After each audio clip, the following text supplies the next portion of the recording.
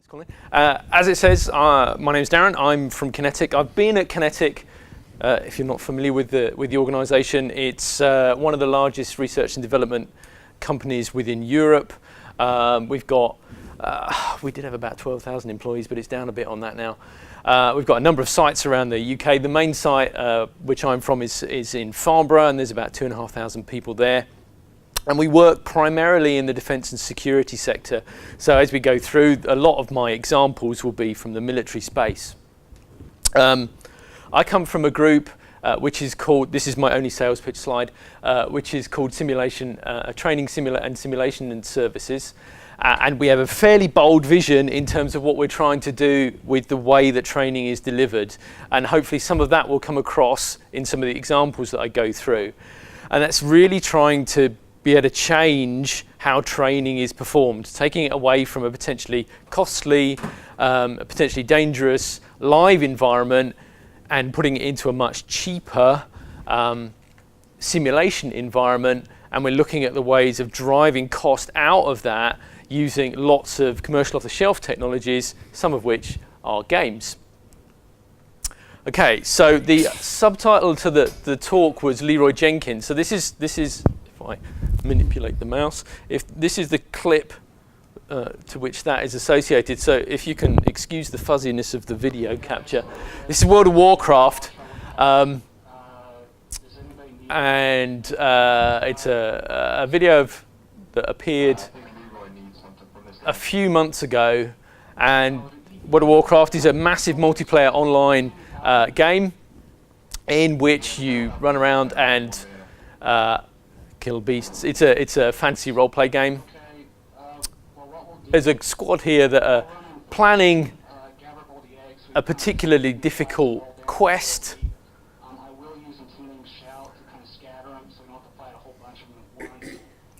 Don't need to worry particularly too much about what they're saying, but they're working together. They'd all be sat at their own machine somewhere in the world, connected in real time. And so they're developing their strategy for what they're going to do for this particularly difficult mission.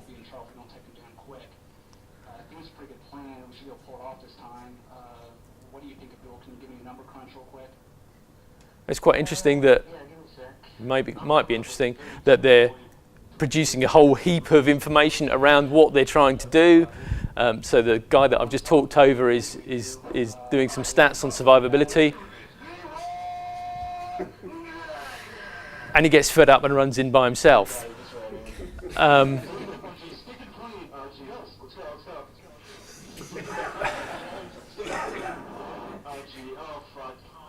Sorry for the language.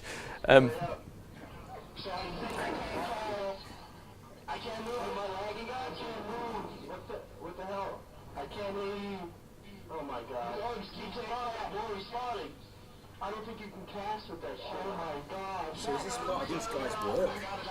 No, they're playing a game. Oh, it's outside of it? Yeah. So yeah, sorry. I was about to apply for the job, but I thought this was quite good.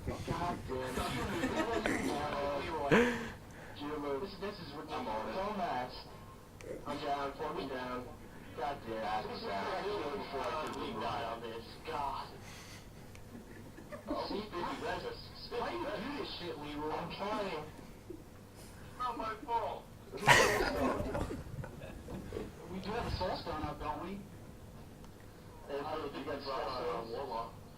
Yeah, so the best laid plans fell to bits.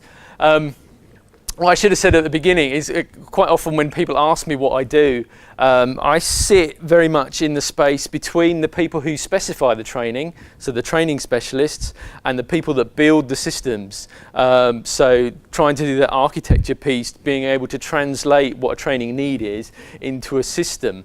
I've been at QinetiQ and its forerunner organisations for about 23 years, and so I'm trying to bring some of that experience into this presentation.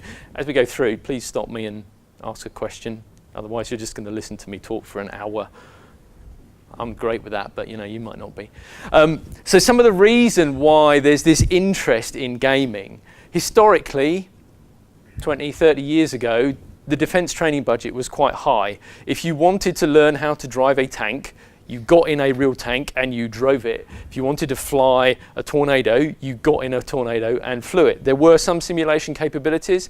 They were around emergency training and those sorts of things, but there wasn't a great deal. Gaming, video gaming at the time was very small. And we would build these big simulation capabilities. So this is one of a large-scale simulator. This is the internal view. This is the external view. This was the second largest simulator of its type in the world. You can see it was moving at the time when this picture was taken. You've got a 3 degree of freedom platform, this bit. So if you're familiar with flight sims, you get roll, pitch, and yaw. So this on hydraulic legs can move in those 3 dimensions, and then that whole thing is sat on a movable tray that can go up and down as well as side to side. And so with a simulator like that, you can you can reasonably accurately represent a helicopter in a hover. It's got pretty much the whole range of movement that a helicopter has in a hover, or a Harrier jump jet. As you move away from something slow, it gets less one-to-one. The relationship one-to-one of the motion becomes less and less. But you can do other things with the way the motion cueing works. You can, as you pull G, you feel an onset through the body, and there are ways that the simulation can work to fool the bits of the inner ear that do those sorts of things. There are other things that we can do to fool the body. So if you're flying a Typhoon, when you pull G, when you're turning, the force of gravity increases. Please stop me if I'm using acronyms. And to be able to withstand that, you're wearing a G suit. In the modern G suits, they're very complicated.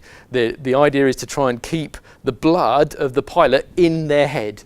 Blood out of head causes blacking out. Blacking out whilst flying a multi-million-pound aircraft, generally considered bad. So I won't want to talk about this at all. The G suit in a Typhoon is mainly trousers, and so when you pull and G, these trousers compress the legs a bit around the abdomen as well to keep the blood from pumping down into the extremities, to keep the blood up in the head.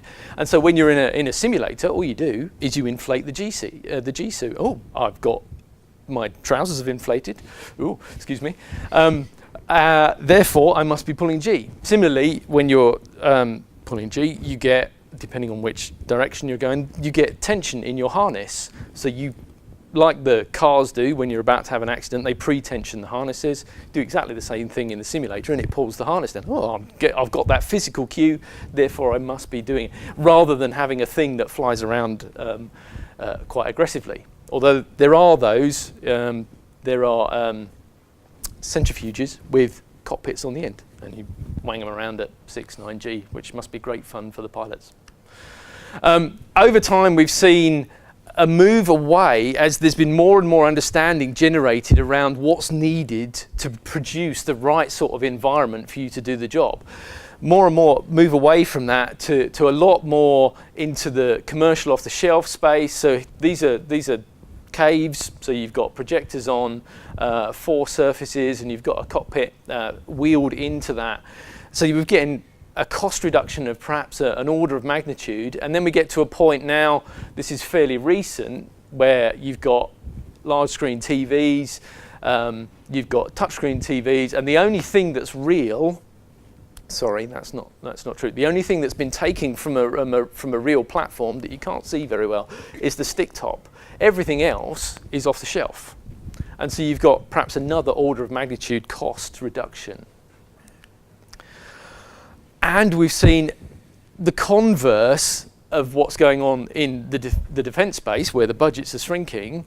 We've seen massive increases in the gaming budgets and the gaming spend. And I'll talk a little bit more on that in a moment. But before we get there, some statistics. So this is perhaps a traditional view of what a gaming demographic is. A room full of smelly boys, pizza boxes, Xboxes, having a LAN party, playing Call of Duty, perhaps. In Best Mock the Week style then, audience participation, maybe. You can just stare at me in silence. We can look at some statistics. Any clues what 58% might be? Play games, maybe? Have you seen my presentation? That's not number of people in this room. Age of the gamer. Nice. And interestingly, they've been playing for quite a long time. I've been playing for longer than that, but better. 35? Hours in a week. average age of game buyers? The hours I do in a week. Okay. 45%? Damn it! I'll just go. Yes, you're quite right. And that's been a definite shift in the demographic over the past 5-10 years.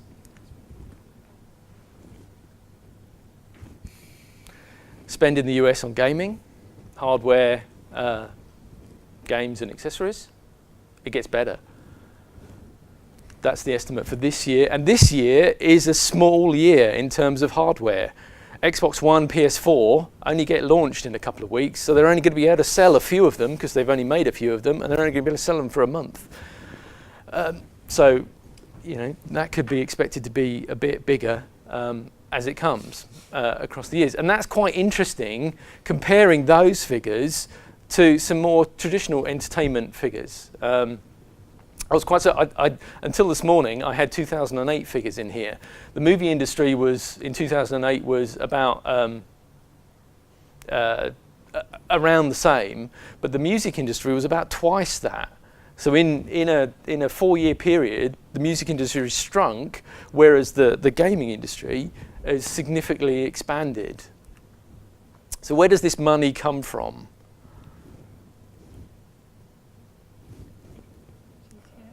So that's Call of Duty Black Ops. That made $1 billion in 15 days.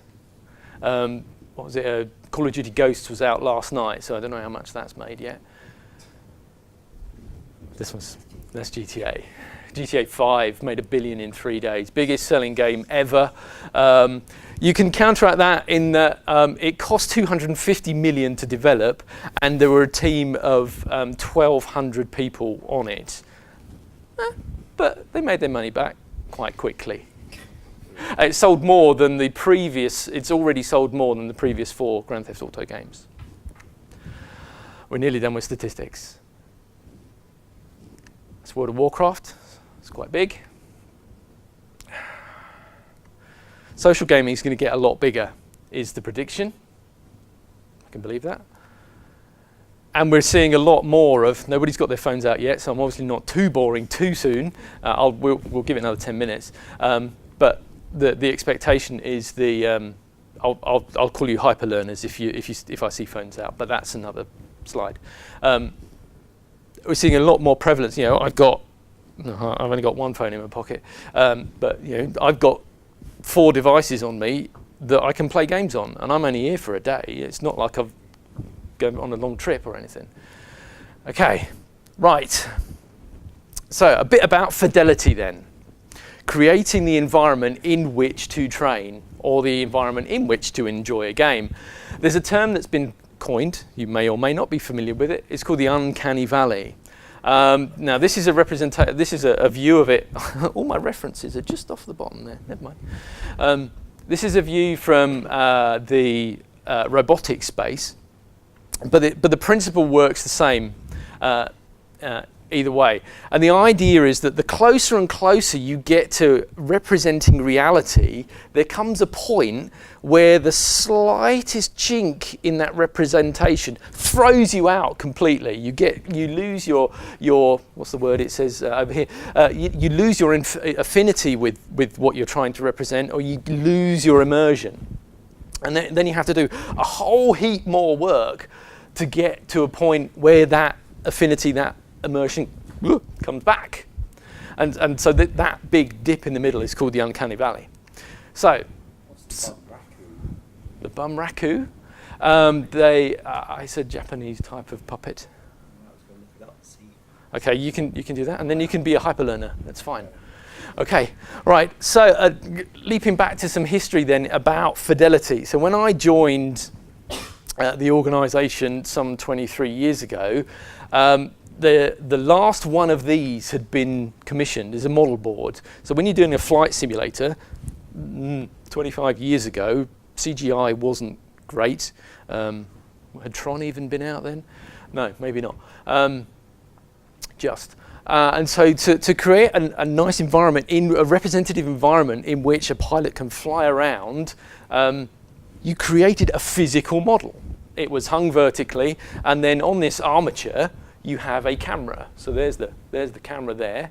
And so the pilot is sat in his cockpit, he's polling around, the inputs from the inceptors come out, go into a large lump of Fortran. Yes, I'm a Fortran programmer. And that would then translate that into the position of the camera. And then the camera would whiz around and give a view of where the pilot was. That was the height of technology 25 years ago. There's some issues with that. Obviously, you've got a fixed area, probably quite small. It's quite hard to change, and it takes ages to build. It's a fantastic skill to be able to do that. You know, you want a little train set on it, and you get some interesting artifacts as well. You know, you like get strange snowfall on certain sides of trees where you've got dust, and don't ask aircrew about spiders when they come across them. That's a whole different matter. Okay, so we had our last one of those just as I joined, and about a month later, we got our first silicon graphics computer. It was probably about as big as that and about that deep, and generated loads of heat and had to sit in a room by itself being cooled. And they could probably do maybe, I don't know, low thousands polygons at about 30 hertz. Jumping on about 10 years, you're probably getting to again. This is a terrain that's being run out of a silicon graphics machine. The terrain area in this fuzzy bit on the outside, you might be looking at 20 miles maybe, and this high-res inset there, which was about 3 by 3 kilometers, had about 3,000 trees in it, and these low poly buildings. All the trees were planted by hand. You put the buildings in by hand. Took a while.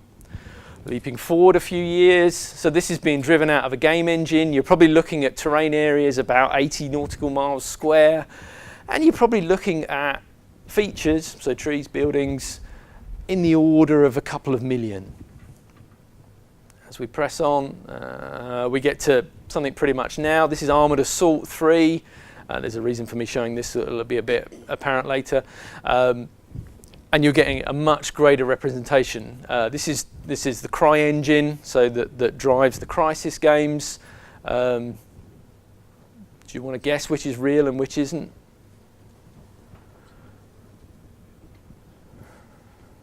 So top one's real. Yeah, top's real. It's and so there's a whole heap of technology that's moved on. It's always better to see it animated. So right, this is going to be interesting because I forgot that this is going to run up on another window. Where's it going to come? It's down here. It's really good. Hang on, bear with me, please. Sorry.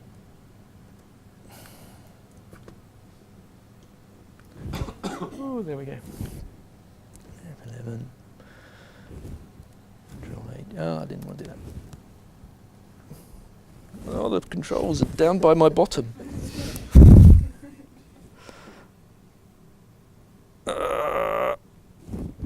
Go. Right. So this is a tech demo from one of the, not a gaming company, a company that uses gaming to produce training, real-time immersive. So this is CryEngine 3. So you're getting to see lots of features that you might expect to see in feature film, but this would be being generated real time. So you've got volumetric particle effects, flames, dust, camera effects, lots of optical type things, lighting through water, which is quite interesting, self-shading, or self-shadowing, and then out into other optical spectrums, because we like looking at what sensors do, so we don't always sit in the visual. Lots of illumination, moving light points in different spectrums again. Lots of particle modeling, destructive terrains, shading.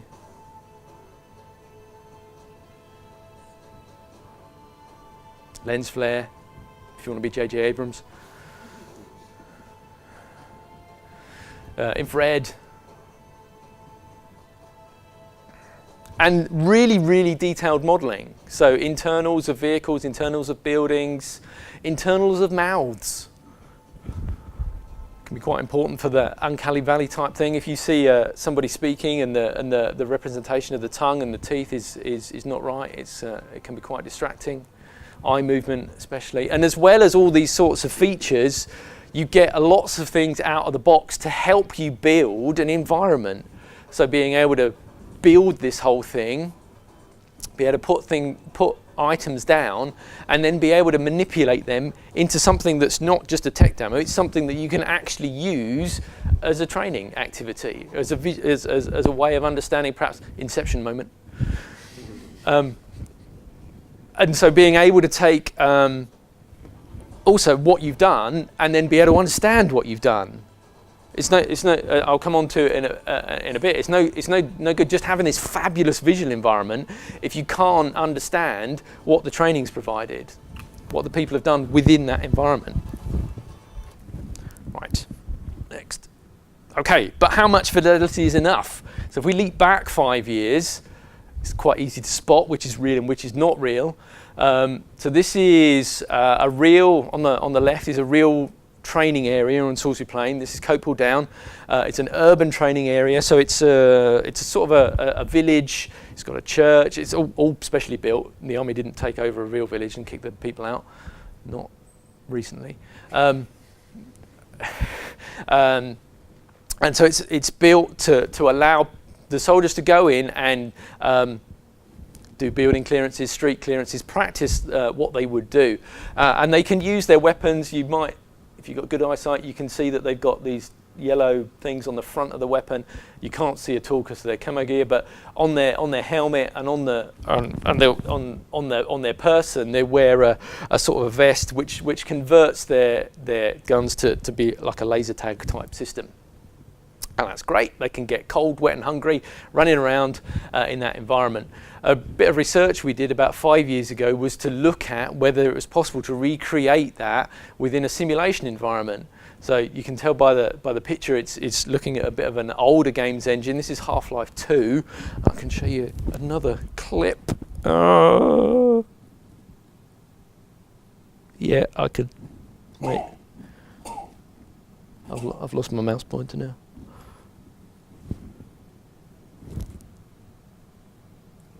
There we go. Oh!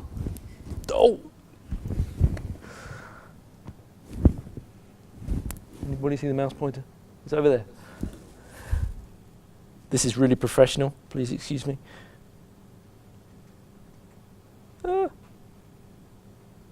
Play. Right. Excuse the strobing on the LCD screens. Nice. Tell the age.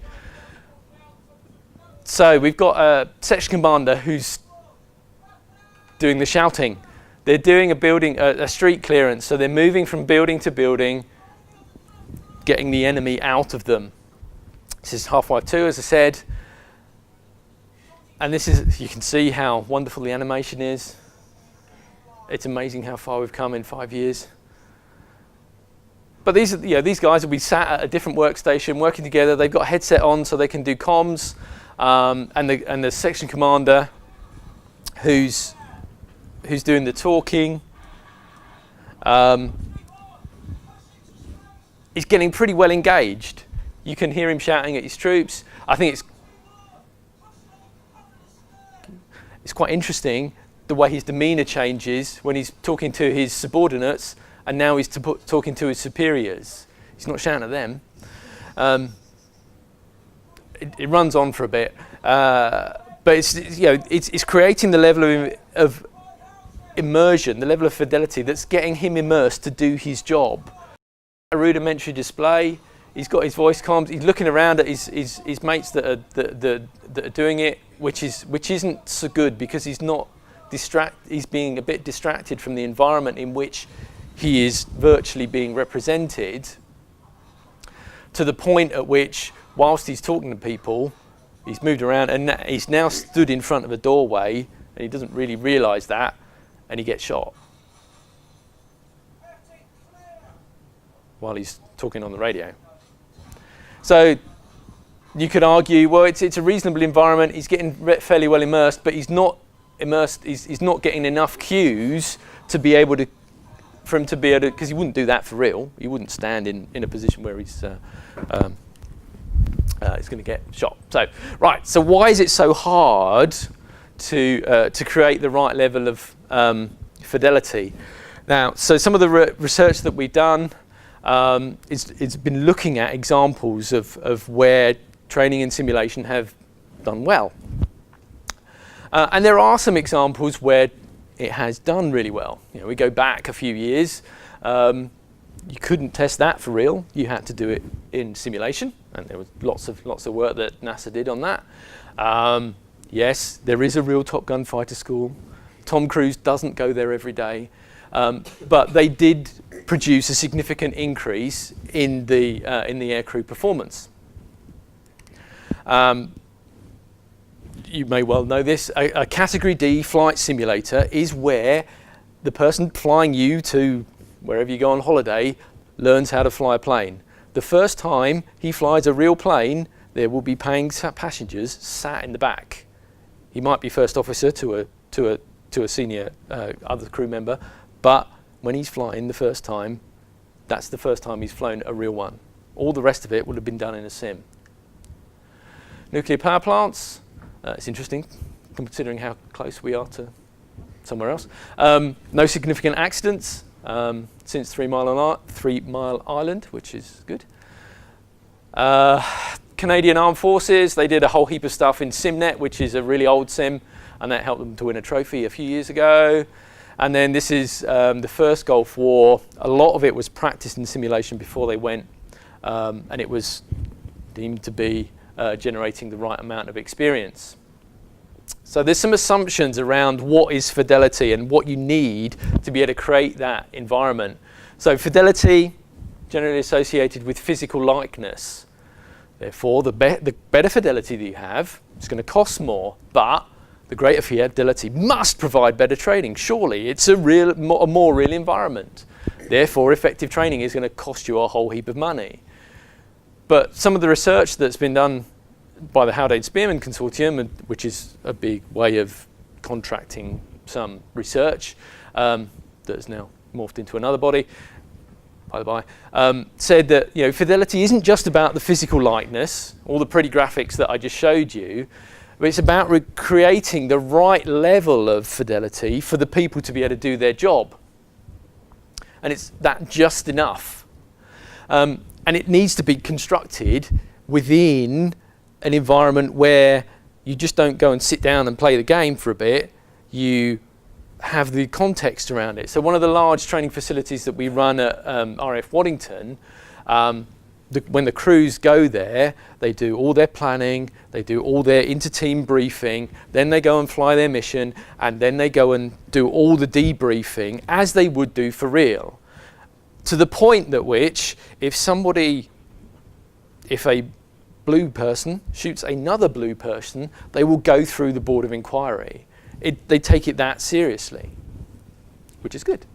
And so there are a lot of factors associated around what and how the training is taken on and transferred to the individual. So there's whether they like the training, whether there was a degree of assimilation, but a lot of it around the effectiveness is based around post the training. So the behaviour, how it changes you doing your job, and how it changes the organisation once you've done the training. These aren't anything to do with the training system. These are what happens once you've come away, when you've learned something. So the fidelity up here doesn't do a lot to what those are. More additionally, there's a lot of factors, well, 5, that that have a really strong implication on how the training is undertaken and is transferred again. So if you go into a training course, yeah, I'm going to get something out of this. I'm quite motivated to do this. I know what my tasks are, and it would be really good if I understood better how I would do those. If any of those aren't met, you're probably not going to get a lot out of it. Oh, God, I don't want to do this training course. How do you measure the return on investment? You can measure some things like how much it costs to do an hour of training in a simulator versus how much it costs to do an hour in the real. That, like in the following year, let's say 6 months after you've done the training, isn't it? Yeah, measuring training effectiveness and training transfer is really hard.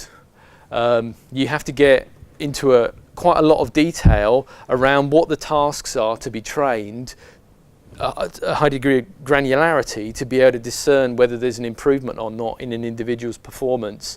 And that's a big area of research. So although I'm giving you an answer, it's a really big problem that a lot of people are trying to eat at the moment. So the fidelity then, there's the physical stuff, there's the where I sit and do the training, there's the how I interact with that. If I press this button that I would do normally, does it actually do what I think it should do? There's the stuff around that. Is the task that I'm trying to perform, is the briefing and debriefing, is my interaction with the other people, are they all right, or are they all correct, should I say? And again, so it's not just around that moment where you're sat down at the CBT, you're sat down in front of a game that has implications on it.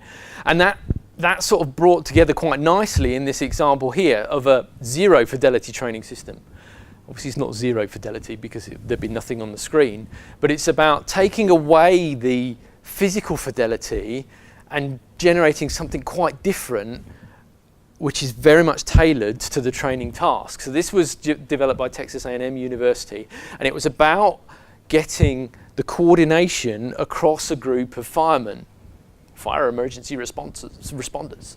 And so when they're doing that job, they're in a very hostile environment, smoky, hot, dangerous, generally can't see. The only way that they can generally communicate is hand on shoulder or voice. And so this is nothing like a smoking, burning house. So this is the controller view. The player view is very limited. This is where I am, and I can see a couple of meters. There's some hazards, and I'm trying to find somebody within this environment to get out of it. But what it's there for is to able to train the interaction between these two people, to get them working correctly, get their communications right, and get them communicating back to the overall controller who sat in the fire engine outside. So it's quite interesting that I need to train some firemen. Right, we need a building on fire. No, we don't. We can do it quite simply with some fairly low end graphics because we've understood what the task is, and then because we've understood what the task is, we can make the right level of the right environment for them to do that in. Okay, so some differences between training systems and games.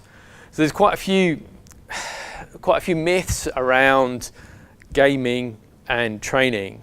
It's like, oh well, I play Call of Duty. I can run around firing a gun. Surely that can teach me how to fire a gun and work like that. Well, yeah, but games are designed for a specific purpose. They're there to entertain. They're there to suck your life away into something like Candy Crush or whatever. So they're meant for that purpose. And also, if you want to use them for something else, licensing can be an issue. Using, we won't talk about using anything, a Wii remote for anything else that's not playing a Wii game. Anyway, okay, they're cheap. Well, yeah, they're cheap if you go and buy a single copy to play on your Xbox at home, but if you want to buy one to be developed from scratch, they're not. Because they're a huge piece of development. They're a huge lump of code. GTA 5 was in production 5 years. And And the business model around that is that you sell loads of them. Games companies want to work with the military. Well, generally not, because, well, apart from some of them, like Nintendo, don't work with defence, full stop. Lots of other, it's not worth their while. If they're going to sell 100, 1,000 units, I can make that in Smiths in a couple of days. So there's some when we're talking to some military trainers, well, why can't I just go and buy Armoured Assault? Well, you can, but then if you want to change it, it might not necessarily do what you want to do.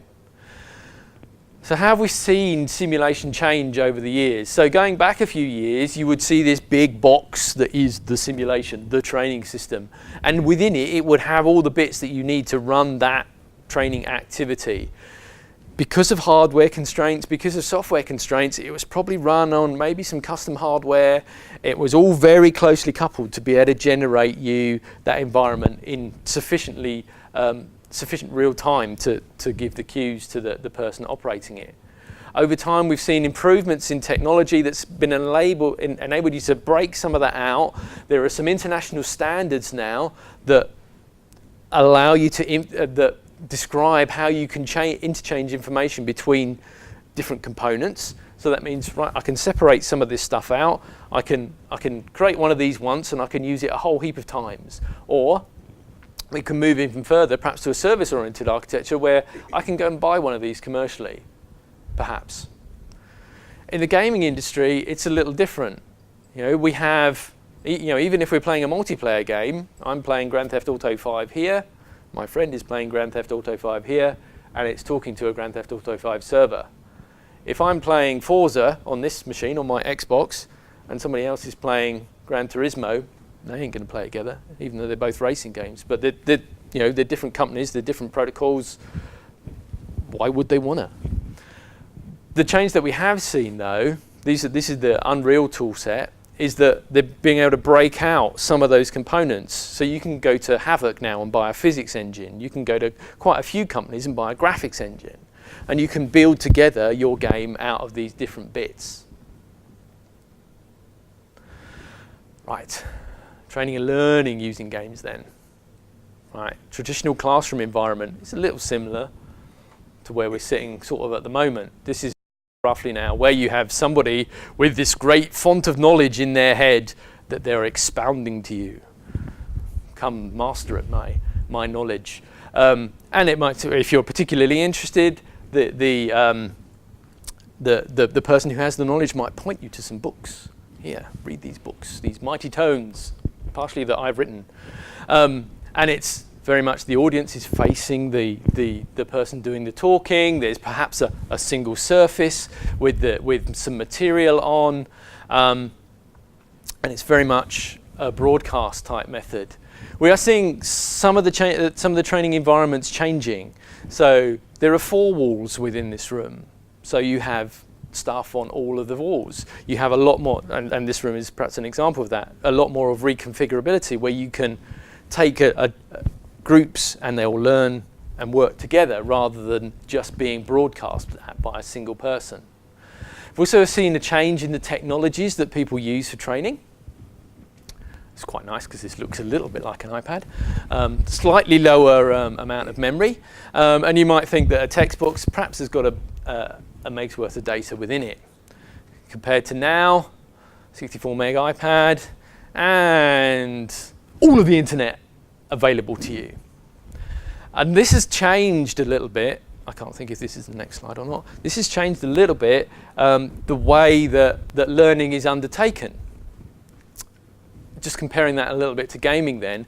So we're seeing then the entertainment industry, this is EVE Online, massive multiplayer online game space-based, huge economies. There was a big ruckus about 9 months ago where a group of players had infiltrated another big organization and they set off this huge battle, and there was a physical. These have real economies.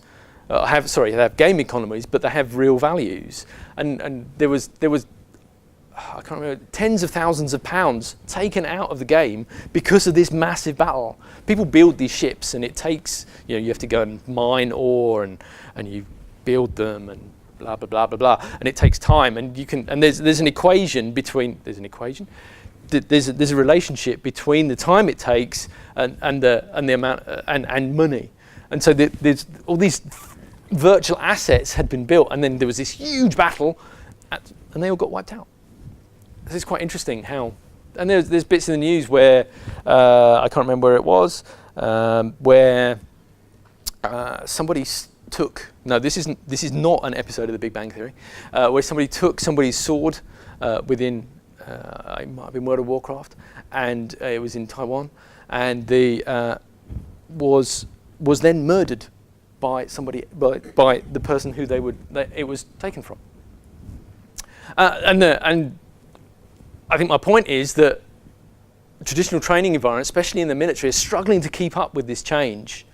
We'll bring students to a single location, and they'll sat being talked to by an instructor who is a retired person who's done this way forever.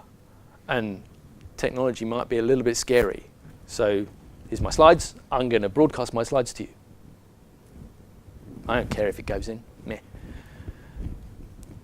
So what is being generated by this community? So a YouTube search a few days ago on World of Warcraft guides, that's a lot of content.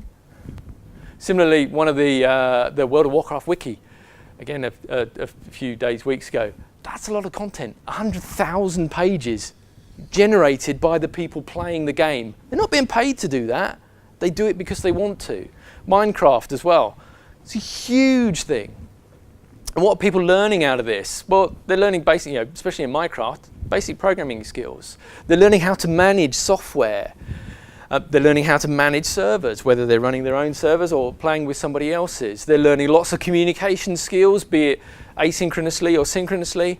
They're learning how to share information, how to generate training. It's a big thing. I did this really well. I've saved it. Here's how you can do it. Look how clever I am. That's why I'm thinking some of the motivation is. But it's not all. So can't think of the word. Never mind. And obviously they're playing the games. But this has generated some differences in the way people learn.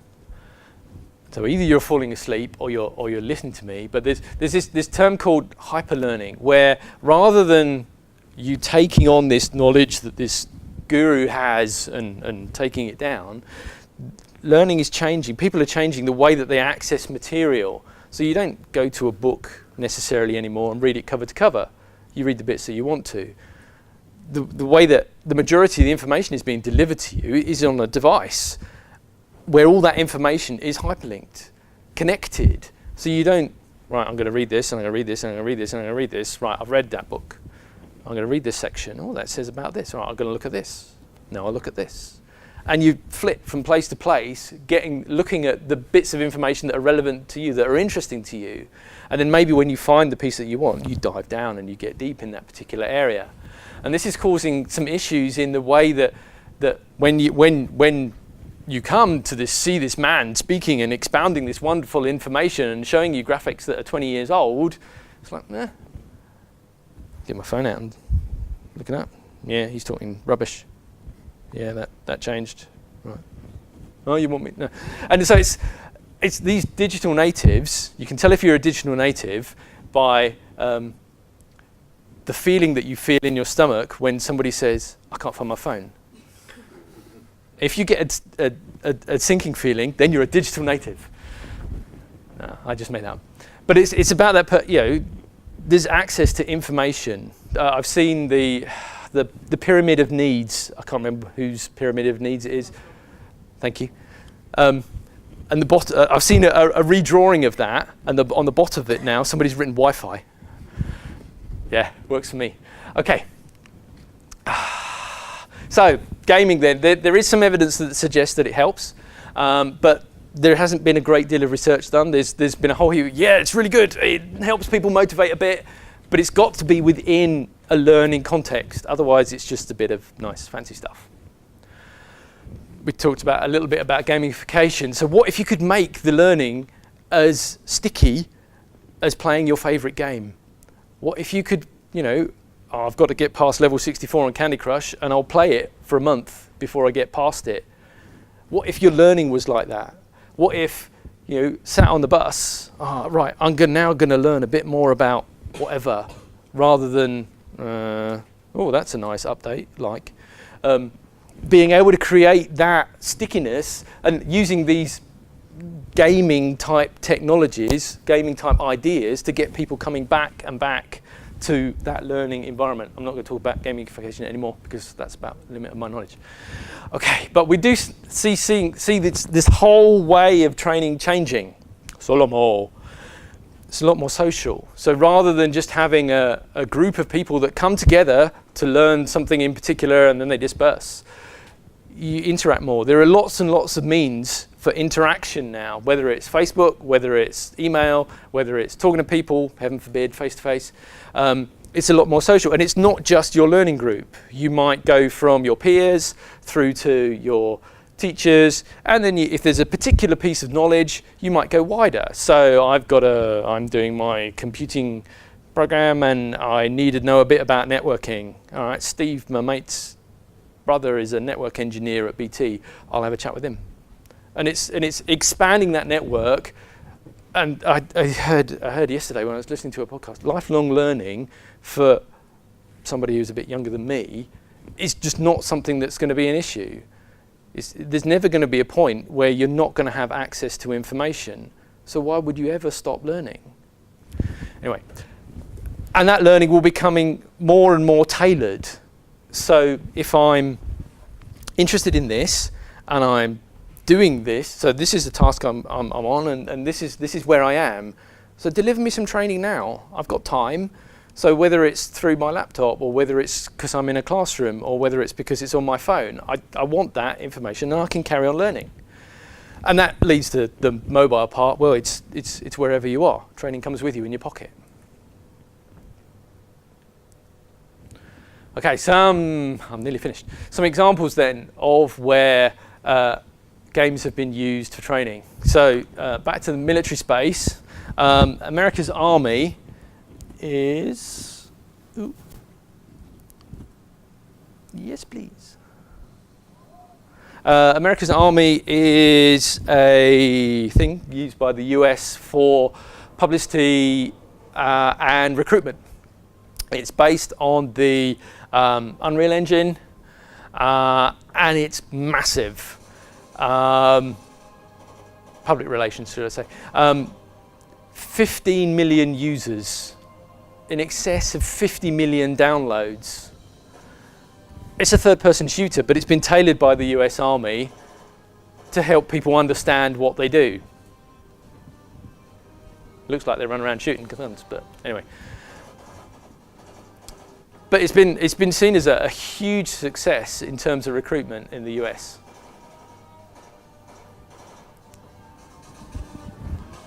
Enough of that. Something a little bit closer to home, Virtual Battlespace 2.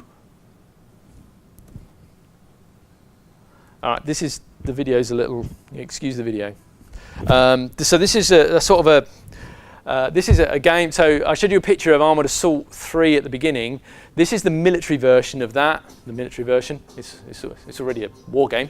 But the UK, the US, Australia, Canada, and New Zealand have bought their ministries of defences have bought enterprise licenses for this game, and it's their tool, one of their tools of choice for virtual training. This is just this was a new release, so it's just their tech reel, and it was a small, a relatively small company. Polish originally and Australian, and it got picked up by a few of the defence organisations, ministries of defence, and for a good few years has been the tool of choice in the US and in the UK. there is a competition out at the moment to look at purchasing what the next iteration would be, and it could be VBS 2 version 2. Okay, I won't let that run.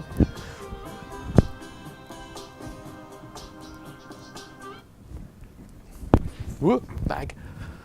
Okay, final example then. This is a pre-deployment training situational awareness tool.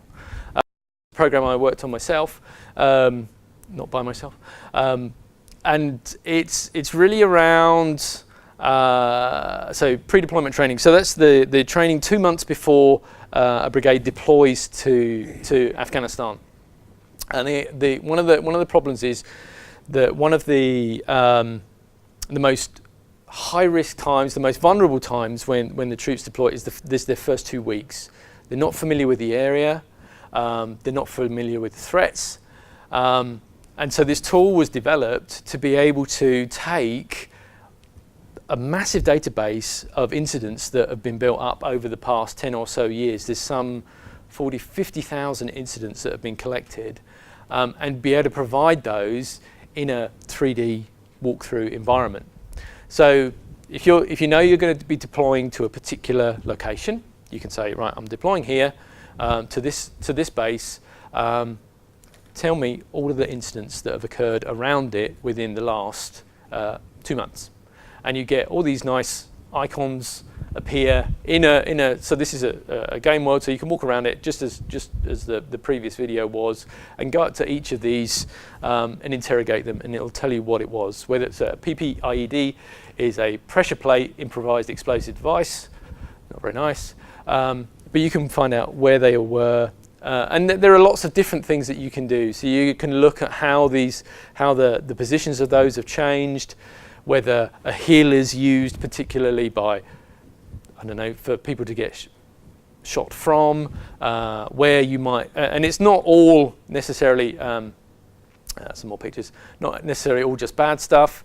There are things like, this is where you meet the local leaders, as an example, and you can walk around, you can drive around, you can jump in a helicopter and fly around, and you can filter all of these 40-odd thousand events, so you can get, the idea is before they deploy, they can spend some time with this to better understand what the environment is that they're going to. Okay, to sum up then, we've seen some significant advances in technologies and gaming that can help deliver training. They provide some components of the training environment, but you've got to pitch the fidelity of those correctly. There are lots of other factors around those, around the environment, that can change the way that the training is received, and it really needs to be tailored to what the trainee needs. Gaming can increase motivation, but whatever you use with it, it's got to be wrapped up within an overall learning experience.